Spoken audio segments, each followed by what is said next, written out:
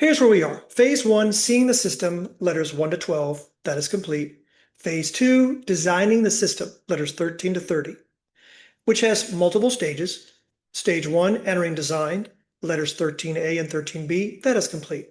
We are in stage two, stabilizing the core, which has letters 14 to 17. We just completed letter 16, designing authority that holds under pressure. We are now in letter 17A, the hidden drain of decision latency, which will address the following patterns. There's a question I have carried across many organizations I have worked in, and across numerous governance challenges I have observed. What are the ways organizations could identify the ability and skill that people have and utilize it for the benefit of that person, the company, and the customer? It is not a rhetorical question. It is the question that lives beneath every pattern in this letter. And it is the question that has no satisfying answer when the organization is oriented towards what is wrong rather than what is possible. That distinction matters more than any governance structure ever written. One orientation pulls toward diagnosis, the other pulls toward agency. This letter is about agency. Before we go further, I want to highlight something about how this letter and every letter that follows is designed. There is no longer a clean line between business and personal life. There has not been for some time. Social media runs 24 hours a day, 7 days a week. A corporation is treated legally and culturally as an individual. And you, the executive reading this, do not leave yourself at the door when you walk into the office. You bring your history, you bring your conditioning, you bring the patterns of perception that were shaped long before you held a leadership title. You bring your capacity for agency, and sometimes your habits of helplessness. I'm not leaving the subject. I'm changing the lens through which the same subject is seen. Every governance pattern in this series has a human reality underneath it that is more honest than the structural name. The patterns have technical language because organizations need technical language to act. But the technical door is not the destination. It is the entrance. What the governance design lens provides is not a way to cover the human reality. It is a way to act on it. This is not therapy. This is not psychology. It is seeing what is actually happening and naming it in the language organizations actually speak. So that what has always been true becomes possible to address. I spent 20 years with a musical organization helping its director build something extraordinary. He was a gifted composer, the kind of person who could begin humming something at a restaurant table or at the beach or in the middle of a conversation in a car. And a complete musical idea would begin to emerge. I always had a handheld tape recorder with me, not because anyone told me to, because I knew. I could feel when something was coming, and I understood that the moment of creation does not announce itself. Being ready before it arrives is the only way to catch it. He would turn to me and ask, "Did you get that?" I always did. Together, we wrote more than 200 songs across 2 decades, different modulations, different transitions, in English and in Spanish. I played 2 keyboards simultaneously, piano and bass on one keyboard, drums and strings on the other, and conducted the live musicians around me. The system worked because I held it, not because I was indispensable by design, but because no one had ever designed anything to hold it beyond me. After 15 years, something changed. The director began making changes to the songs after we had written them together, sometimes 10 minutes before we were going to perform them. At first, it seemed like normal creative adjustment. Then it became more frequent, then more disorienting. You could not stay grounded in something you could count on because the ground kept shifting, not from any musical necessity, but from something else entirely that I did not yet have a name for. Playing music was no longer joyful. What had once been exhilarating became exhausting. I was carrying the full musical weight of an entire community on 2 keyboards and a conducting hand. And now the foundation beneath that weight was being deliberately moved. I finally left. Years later, people who had been there told me what I had not known in the moment. The director was jealous. The constant changes were a method of disorientation, a way of destabilizing what I had built rather than designing a system that could sustain it. He could not get past what he felt to see what he had. After I left, he shut down the entire music program. Not because the music stopped mattering, because he could not find anyone who could do what I did. I tell this story not to settle a score that no longer needs settling. I tell it because it is one of the more complete governance conditions I have witnessed from the inside. And because every pattern in this letter was present in that room across those 20 years in ways I only had language for much later. The patterns in this letter are not about governance systems failing. They are about organizations failing to see and sustain the people already inside them until those people leave, or the music stops, or 160,000 positions disappear. That is not a governance observation. That is the human consequence of a system that cannot see what it holds. This is governance overload. In a 24-hour race, no single driver can sustain the performance alone. The team that puts one driver in the car for 6 consecutive hours because no one designed the rotation is not making a talent decision. It is making a structural one. The driver does not fail because they are inadequate. They fail because the system asks them to carry more than any system can ask one person to carry indefinitely. The music organization never designed the rotation. Everything flowed through one person. Composition, arrangement, performance, direction. The rotation was never planned because the rotation never seemed necessary until it did, and there was nothing to rotate to. The resolution is design decision flow, the deliberate mapping of which responsibilities travel which pathways, with enough distributed capacity that the system does not collapse when any single node is removed, like the driver rotation schedule before a Le Mans race begins. Design decision flow is not a reaction to overload. It is the design that prevents overload from becoming collapse. This is defined ownership scope. What I felt in those final years, the inability to stay grounded, the joy draining out of work I had loved, the sensation of carrying something too large for too long without the structure to share it, that is ownership fatigue named from the inside. Not as a governance abstraction, as the lived experience of a person whose scope was never bounded because the system never designed for the reality of what it was asking. Imagine stepping onto a roller coaster, carrying everything you own, not a backpack, everything. The ride begins. What was designed to be exhilarating becomes disorienting. The turns that were built to thrill become overwhelming because you are carrying too much to experience them the way they were designed to be experienced. The resolution is defined ownership scope, the deliberate design of what each designated decision owner is accountable for, sized to what a person can genuinely carry without degradation, and designed with enough stretch to keep the work meaningful. Not so large that it depletes, not so small that it diminishes. The roller coaster is built to be exhilarating, but only when the rider is unencumbered enough to feel what it was designed to deliver. This is preemptive governance. When I left, there was no music program. Not because the need disappeared, because nothing had been built to hold what I held. The director had managed me rather than designed for what I represented. He had suppressed what was present rather than built the structure that could sustain it beyond any single person.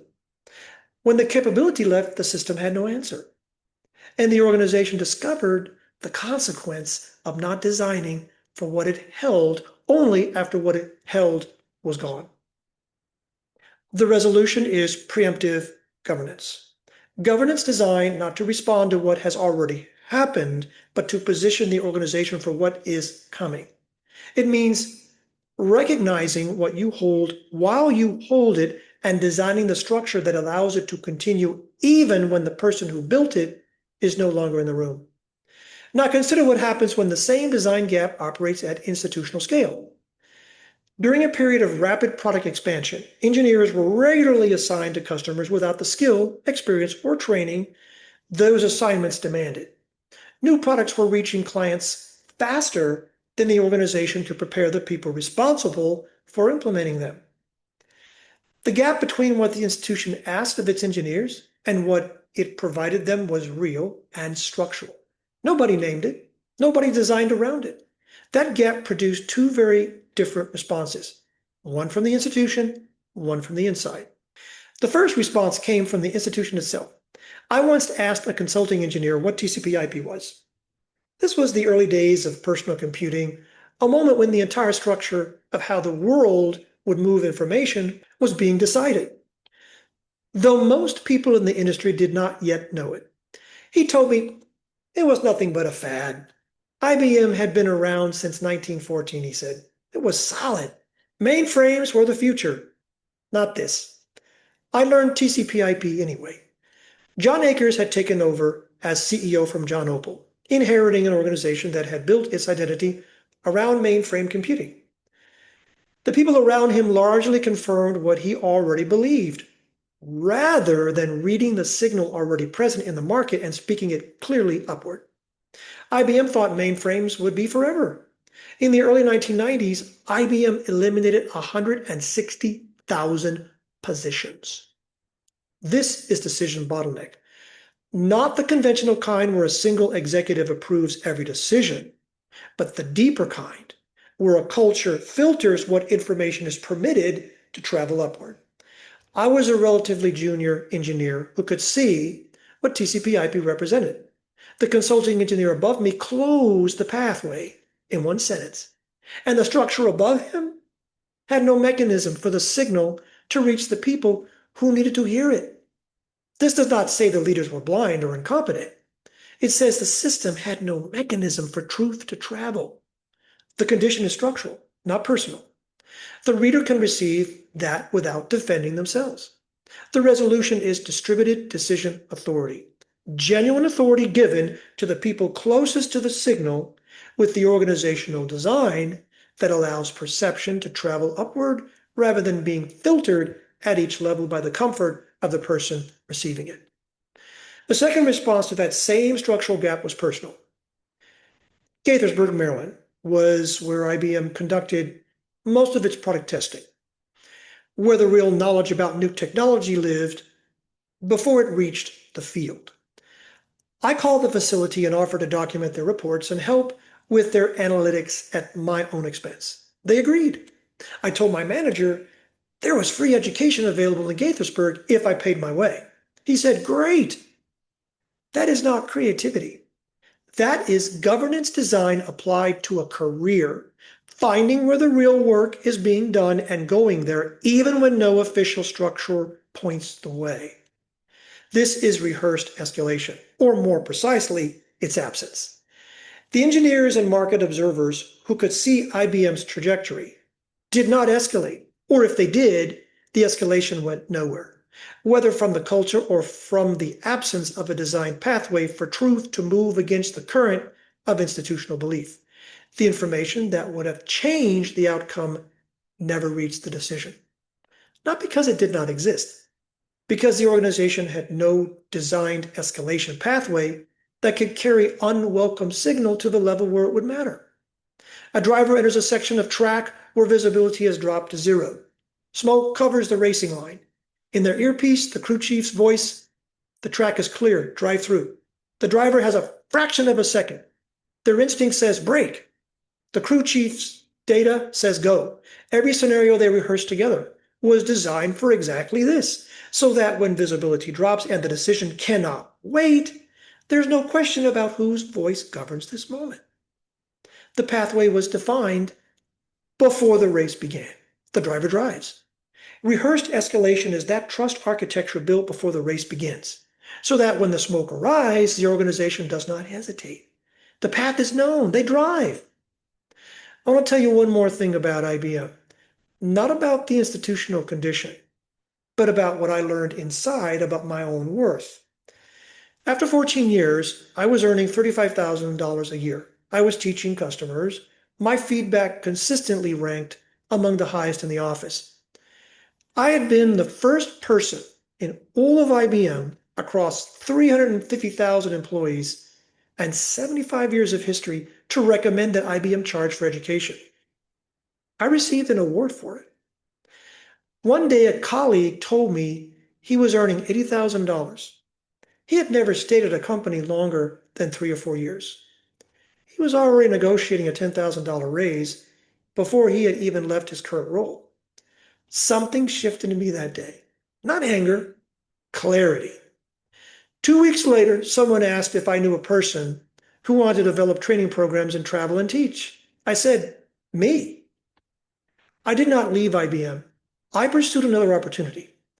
9 months later, IBM called me and hired me as a consultant at $1,000 a day. The value had not changed. What changed was the system's ability to see it. I had no idea what I was worth until I left the culture that told me what I was worth. When I made the decision to leave the music organization, I was not simply leaving a place. I was confronting the fact that the entire foundation upon which I had built my life had brought me to a moment where continuing was no longer viable. I thought of an Etch-a-Sketch. I shook it, I watched everything erase. And I understood in that moment that the foundation that got me there was not wasted. It was what made the shake possible. You cannot erase from a blank screen. You can only erase from something that was fully drawn and choose deliberately to start again. That is what governance redesign asks of organizations, not the eraser of what was built. The recognition that what was built brought you to a moment of necessary change. And that starting again from clarity is not a condition to be avoided. It is among the most courageous acts of institutional leadership available. In 2013, I attended a seminar led by Arnaud Guérin, a program designed to expose the psychological barriers that prevent people from performing at their full capacity in their professional environment. He offered a definition of integrity that I have carried into every organization I have worked with since. Integrity is when the outside matches the inside, not as a failure, not as a dysfunction, but as a gap between what the organization says it is and what it actually does. Between the title on the door and the function in the chair. Between the governance on paper and the governance in practice. Every pattern in this series is a place where the stated reality and the lived reality have separated. The resolution names are not fixes. They are designs that bring what the organization does into agreement with what it says it is. Every governance pattern in this series has a human reality underneath it.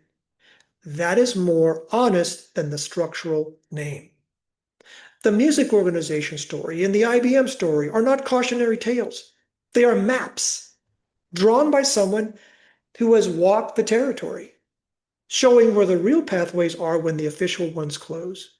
The reader who trusts the technical language does so because it is not covering the human reality. It is providing a way to act on it. We are not cataloging conditions. We are mapping where integrity has been lost and designing what restores it. There is one letter left in stage 2. But before it arrives, something shifts.